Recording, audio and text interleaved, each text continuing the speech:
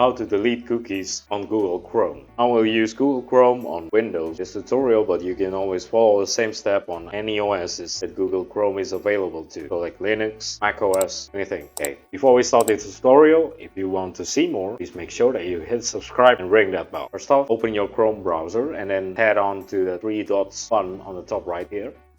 Okay, and then choose Settings. From the settings, choose from the sidebar the option of privacy and security. Okay, once you click that, you will be redirected to this page. All you have to do is just to click on clear browsing data. Don't forget to choose the advanced tab. You can select the time range.